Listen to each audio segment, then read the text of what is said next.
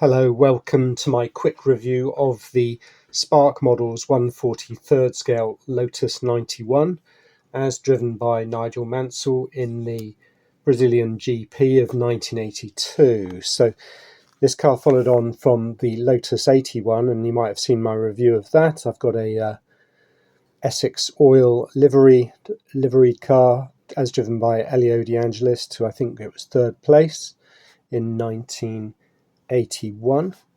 And here we've got the very stubby nosed and driver forward. So let's look at the legs. So there, his knees, his feet are on the axle line there. So that was something that was outlawed sometime later when they wanted, rather than a foot and a half of crash structure in front of your feet, they wanted a few feet, and that always helped. So of course this is one of the very first carbon composite monocoque cars in Formula One, and that obviously was going to help crash performance anyway.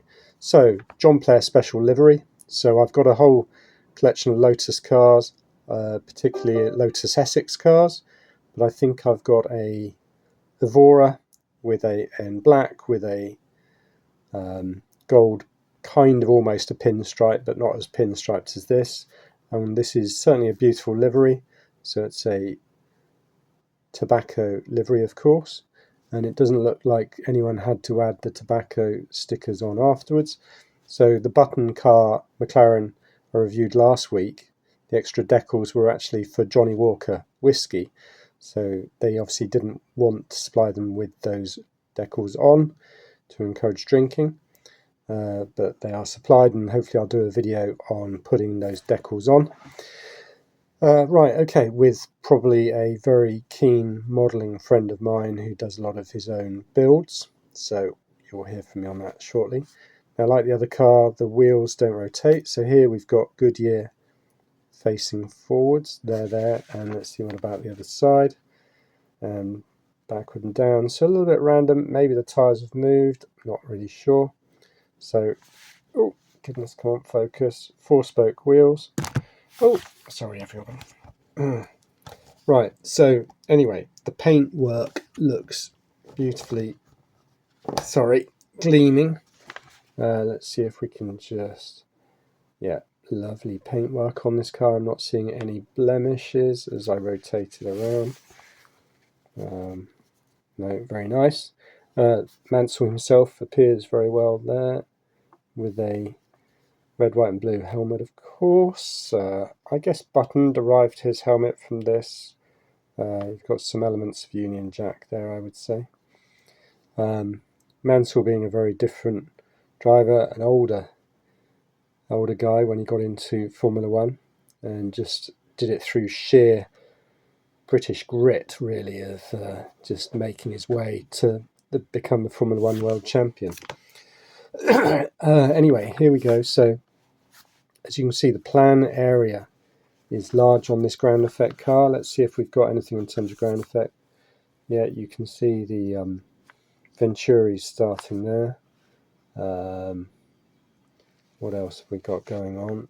Okay, a little bit of suspension detail and the gearbox detail, the rain light, and looks like an oil cooler there for the gearbox, I would assume.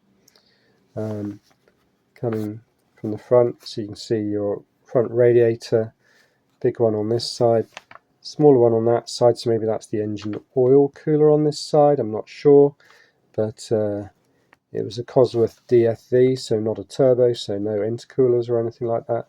This did win a race during the season, but as depicted, it's when Mansell came third in Brazil, and I don't know which track that was off the top of my head, I'm afraid. But number 12, interestingly, looks a bit lopsided there. Not sure why, but I can't remember if that's, I'm looking at that and I'm thinking that's a Swiss flag, perhaps for Tissot. I'm not sure the Tissot watch brand. Not sure, someone might be able to put me straight there. So Goodyear and John Player Special, Valvoline, NGK spark plugs. Oh, Tissot at the back, yeah, with the Swiss flag, and another logo to the left of it, which will be, I suppose, specific to Tissot. So there we go. The wider rear tyres of the older cars. Am I seeing any degradation on that rubber? Not really. I don't know how old this model is. I bought it second hand, as I do most of mine. Unexpected purchase, but it came up as a good deal, so I thought I'd go for it. Okay, well, there we are. I've got plenty of other 43rd scale car reviews, a lot from Spark, a good number from HPI, which I reckon are one of the best brands for models in the world, and the detail is fantastic on those. Racing cars, road cars, Le Mans cars, all sorts of things, 80s, 90s, noughties, various, a couple of modern cars, and some 64ths, 12ths, 18ths, so do subscribe, do have a look through. But let's just finish off on here. We've got the dashboard, looking fairly modest there, nothing particularly amazing, but these are old school cars. Let's see if we can see a gear lever. Yeah, I think I'm spotting a gear lever there under Nigel's right hand, under his wrist perhaps. Yeah, you might be able to see that just there, just about there inside the cockpit. Great roll hoop on the top.